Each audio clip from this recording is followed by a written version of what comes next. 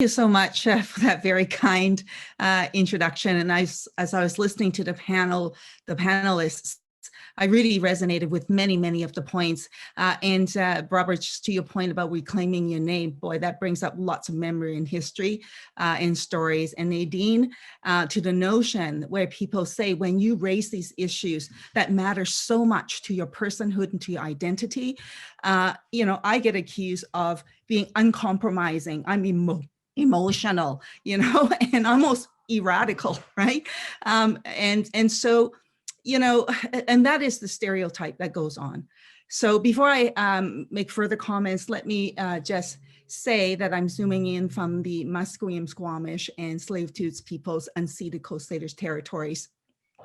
And in doing the land acknowledgement, it is essential that we take to heart the words of the Truth and Reconciliation Commission's report, which stated, and I quote, "Reconciliation is not an Aboriginal problem. It is a Canadian one. Virtually all aspects of Canadian society may need to be reconsidered." And these words, I think, are particularly salient in the face of the horrific findings of the remains of the 215 Indigenous children at the Kamloops Residential School. And in this process, I would also like to acknowledge and recognize the triggering and re-traumatizing of Canada's genocide against generations of Indigenous peoples and the urgent work that needs to be done by all levels of government and every Canadian moving forward. I'd like to take a moment and to say thank you to all the organizers for bringing us together today to discuss stopping Asian hate, Asians and Allies United, and to all the speakers for sharing your knowledge, your expertise, your passion with us today. And indeed, May is Asian Heritage Month. We have, I think, just a couple of days left in May. And this is the second Asian Heritage Month to take place amid the COVID-19 pandemic and rising Asian hate. And to the Asian community, let this be the month to strengthen our connection to our heritage, to our history, community, and to find the strength, the resilience, and love that we need to fight against racism and hate. And let us hold each other in solidarity and care as our communities grieve the ongoing pandemic tragedies, especially our South Asian community with the devastating crisis in India right now.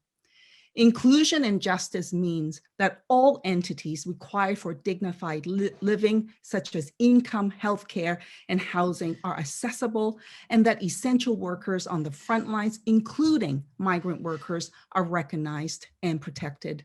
And make no mistake, hate and discrimination is rooted, in my view, in a class structure.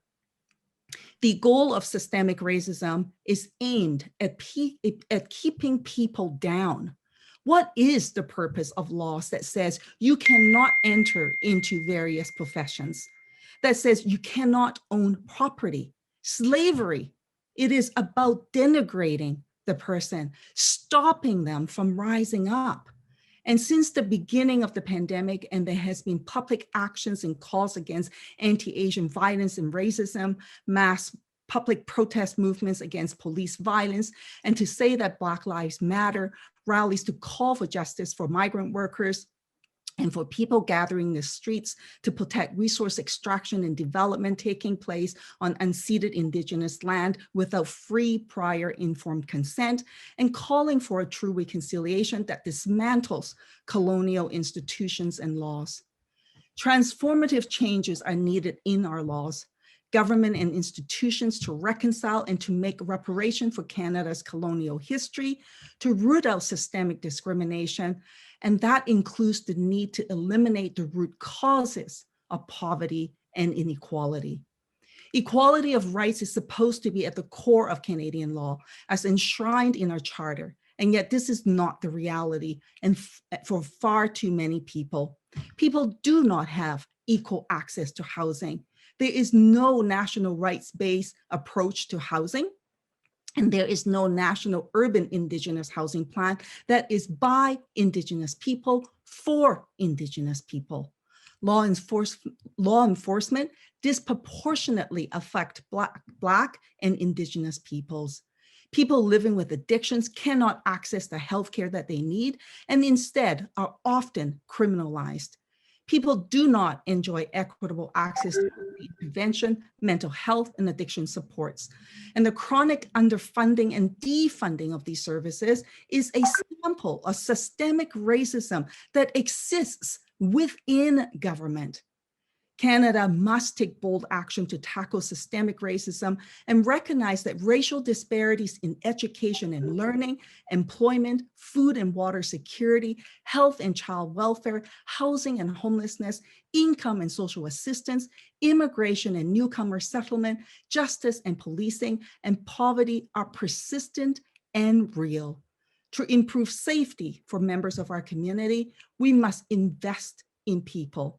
And Canada can afford to have a guaranteed livable income so that everyone has access to income and food security, safe housing, and safe transportation.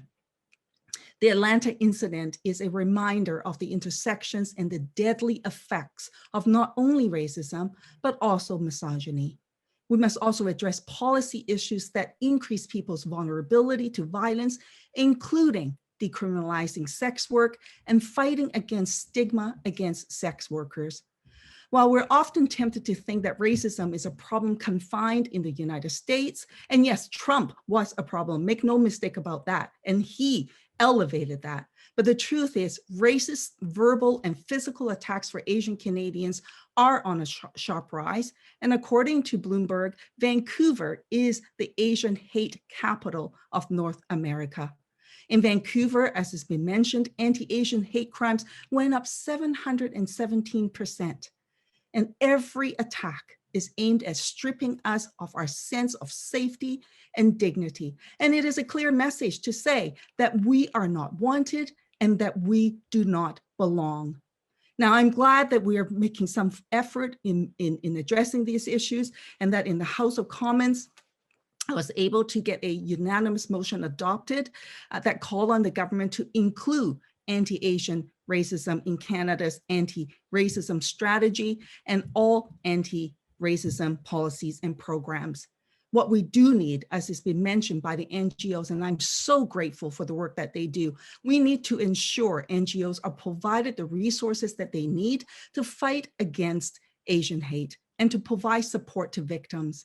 They have the trust and relationships with the people on the ground, and they can break down cultural and language barriers.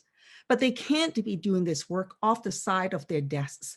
Dedicated, stable, predictable core funding, and not just program funding, is needed to tackle this essential work. And not just at this moment in time, but all the time. Alongside the work of NGOs, we also need to ensure culturally and linguistically appropriate mental health services are accessible, available, and affordable. With the rise in Asian hate, we cannot underestimate the impact and trauma this insidious behavior can inflict. The federal government has spent and continues to spend nearly $10 million a day on the RCMP. That's more in a day than the Liberal government has spent in an entire year on mental health services and funding to fight against Asian hate. The government can fix this massive imbalance and start backing up the symbolic gestures with real concrete action. So together, today, as we talk about this, as we join together in a call for action, as we share our experiences, our knowledge, our expertise, and as we're so aware of what is going on out there for not just this moment in time, but for so long as it is part of Canada's discriminatory history, shameful history. Let us bring all of our voices together, Asians and non-Asians alike, speaking with one heart, one mind, one voice. So let us stop white supremacy. Let us stop Asian hate, and let us demand better, because better is possible and must be the path forward.